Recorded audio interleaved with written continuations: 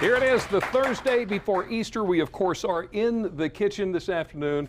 And boy, oh boy, wait till you see what we've got going for Easter dinner here. Yeah, we have Matt Haley with the Sodell Concepts Restaurant Group, and he's here to show us how to make braised lamb shanks on creamy polenta. Italian Easter favorite? Yeah, I'm actually like doing this because I have to cook for 3 nuns on Monday night. So I thought I'd start, we do it here, and then I'll make sure. How does that work? I'm trying to fast track myself upstairs when the day comes. Okay, I got you, I understand. All right, so we're doing a lamb shank today, and it's a great dish. Lamb is a great dish. We grew up eating lamb on Easter, so I thought I'd throw that out here today. And we're gonna do a lamb shank, which is the cut right here, which there's foreshank, there's hind shank. It's kind of the bottom towards the leg on the lamb, and it's a great piece of meat. And also what we're doing today, you can do with like any type of meat. It's just like braising meat for a period of time in the oven so it just gets tender and starts to fall off the bone. Okay. And always when you're braising long period, use meat that has a bone in it. It's fantastic that way.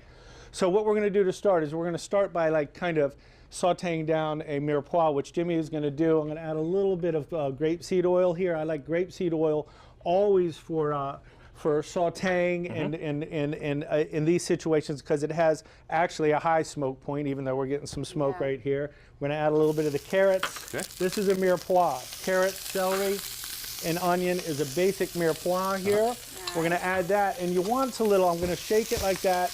You're going to keep an eye on it. We want it to caramelize a little bit. And we're sweating out the flavors that are in the carrots, the onions, and the celery. Yeah, go ahead. Okay. But it's fine if it sits there. Oh, okay. You know, I mean, move it around, sit there. It's okay. It's okay if it gets a little bit of a char on it because that flavor is going to come up when we deglaze it. Okay. So what we want to add here is we have some herbs that you can see. I've got some chilies, and I don't mind just putting in whole chili because you get the flavor, then you can move it aside if you want. Same thing with the rosemary and the bay leaf. And this is actually going back to what you were talking about earlier, like eating the Easter dinner, you were talking about pork or turkey or chicken, something earlier in the day.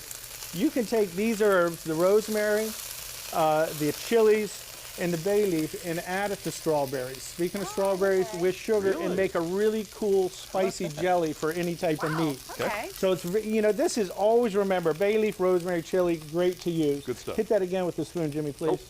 And then while we're doing that and stir it around, we're going to start making the polenta. We got a pan, nice hot pan here, you know, and we want to do this kind of pretty quick. We're going to use 3.5 parts liquid. Right now we're using a little half and half here, and then, you know, 1 part, so 3.5 to 4 to 1 part of the polenta. You want to add that, Lisa? Sure. Add that in, and then like let's whip it up real quick.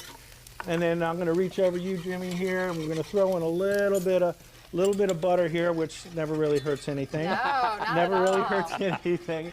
And so while we're starting the polenta, with polenta we can do anything with this. We can add roasted garlic to it, chives, herbs, anything you want. Parmesan cheese, you know, want to add a little bit of Parmesan cheese to that, Lisa, please. So we have like a little Parmesan, a little bit of the Italian twist here with this dish. So once that's stirred up, you can kind of just let it sit there for a second and it'll start to boil, and then we'll stir it every couple minutes and have a nice finished product there.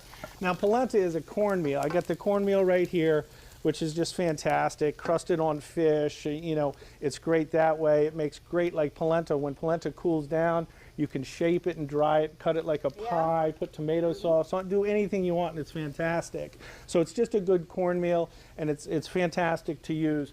Now, if you want to do, this might be one of your favorite parts. Let's grab that wine over Which there. one? You know, is this it? Okay, what am I doing with this? This is a Pinot Noir. If this was like January and it was cold right now, I'd probably be using a Cabernet. But since it's coming into spring, I want to use a Pinot. It's a lighter red. And we're just going to deglaze the pan with about, you know... Just tell me when. Yeah.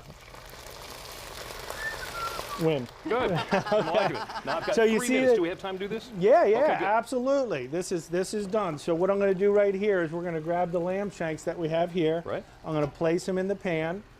I'm going to offset them like this, leave a little bit of space, and then all we have to do right now from here is take this into the oven. If you want to grab the pan out of the oven, grab the pan out of the oven. We're going to put this one in, and we're going to cook this for about 3 hours, 300 degrees. We'd probably want to put a little aluminum foil on top of it, or a pan. That should be not so hot, and that's going to come back and take the place right there. While you're doing that, I want to let everyone know that if you want this recipe, you can send in a self-addressed stamped envelope to Delmarva Life Recipes. We have the recipe, you have the address right there, 1729 North Salisbury Boulevard, Salisbury, Maryland, 21801. Make sure you tell us that you want the braised lamb shanks. All right. Yeah. So we got the polenta here. So we got the polenta. The polenta comes up. It takes about 10 minutes to cook the right way. So we did, you know, with the wonders of TV, TV magic. We had a little bit of polenta here love in how the that background. So we got some that's already done right here, and I'm just going to scoop that out on the plate. And see how nice and creamy it is right here.